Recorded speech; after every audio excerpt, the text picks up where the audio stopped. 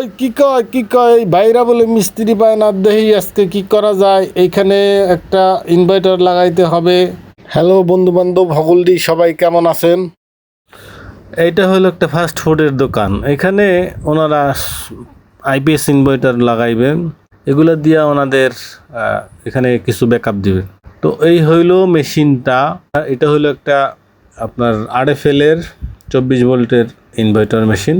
তো এটার সাথে দুইটা ব্যাটারি আছে, তাও হলো আরএফএল এর ব্যাটারি। তো ওনাদের ব্যাটারি আনছে দুইটা, ওনারা এই ব্যাটারিতে এসিড করা নাই।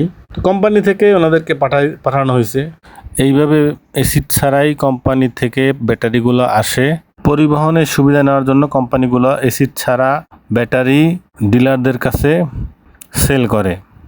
তো কোম্পানির সুবিধার্থে একটা বিষয় মাথায় রাখা উচিত, কোম্পানি যদি নিজে ব্যাটারি এসিড পানি করে বিক্রি করে, ওই ব্যাটারির দীর্ঘ সময় ভালো সার্ভিস পাওয়া যায়। তার কারণ হইল গ্রাফিটি নিয়ে।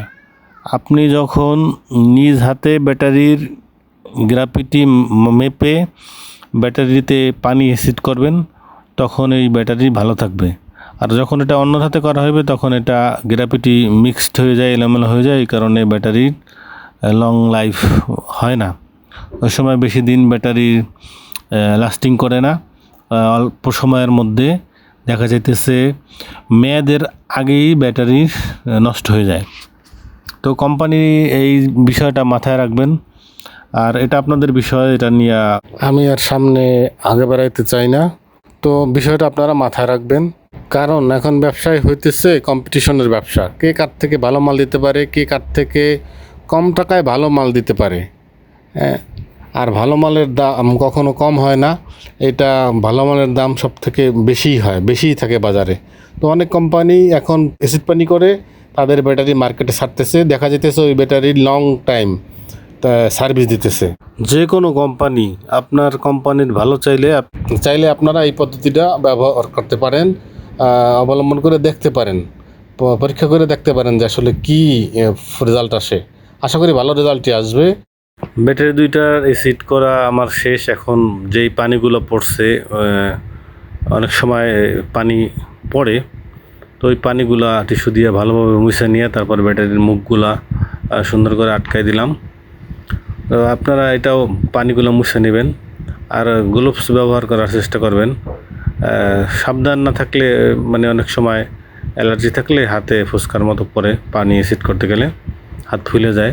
এসিড করার পরে এখানে সেট করলাম, এই জায়গাটায় ওনারা রাখবে, ওনাদের এই জায়গাটা নিরাপদ, আর এখান থেকে কাজ করাটাও সহজ হবে। তো চিন্তা ভাবনা করে এখানে 24 ভোল্টের সেট আপটা দিব। সেট আপ দেওয়ার জন্য মেশিনটা আনবক্স করলাম। আনবক্স করার পরে এইখানে দেখেন ব্যাটারির সাথে যেই ফোমগুলো ছিল, ওই ফোমগুলো আমি সাইজ করে সুন্দর করে কেটে নিছি। সাইড থেকেও কেটে নিছি যাতে ব্যাটারির ক্লিপে ফুটা থাকে। ব্যাটারি চার্জের সময় হিট হইলে ওই ফুটা থেকে বাষ্পটা বের হয়, গরমটা বের হইয়া তারপর আস্তে আস্তে ঠান্ডা হয়ে যায়।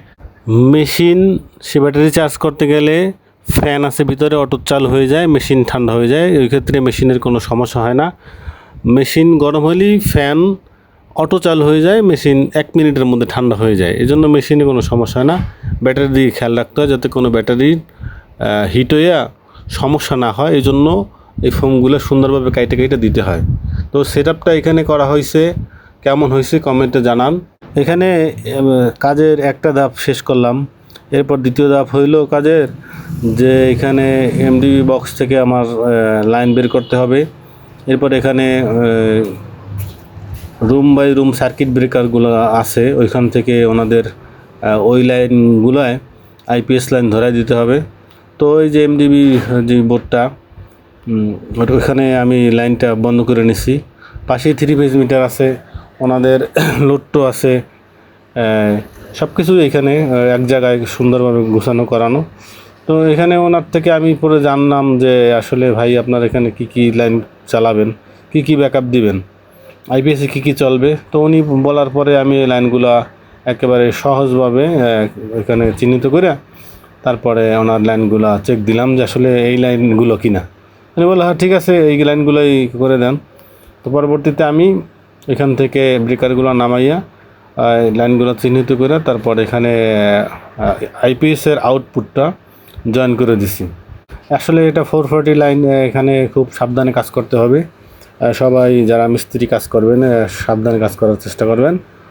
এরপরে ওনাকে আমি চেক করে বারবার বুঝাই দিছি যে আসলে দেখেন আপনার লাইনগুলো ঠিক আছে কিনা। উনি বললো হ্যাঁ ঠিক আছে।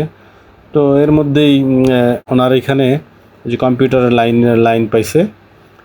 তারপর ওনার এখানে উনি একটা হিটার চালাইবে, এখানে লাইন পাইছে। তারপর ওনার ফ্যান আছে, ফ্যানের লাইন হয়েছে। এরপরে হলো ওই যে সিসিটিভি ক্যামেরার লাইন, এটা ওকে। তো সব কিছুই ওকে ওনারে বিদ্যুৎ দিয়ে চেক করে দেখাই দিছি। এবং বিদ্যুৎ চলে গেলে আইপিএস চলবে, এটা এমডিবির লাইন মেইন সুইচ অফ করে ওনারে দেখাই দিছি। উনি বলছে হ্যাঁ ঠিক আছে। পরবর্তীতে কাজ শেষ করলাম। কাজ শেষ করার পরে ওনারা নাস্তা খাওয়াইলো, খাওয়ার পরে চলে আসলাম। তো কমেন্টে জানাবেন যে আসলে কাজ কেমন হয়েছে। আর অনেক দিন ধরে আমার এই চ্যানেলে ভিডিও আমি দিতে পারি নাই সমস্যার কারণে। তো সবাই চ্যানেলটা সাবস্ক্রাইব করবেন, নতুন যারা আছেন লাইক কমেন্ট করবেন। তো আজকের মতো এখানেই বিদায়। আল্লাহ হাফেজ, সবাই ভালো থাকবেন।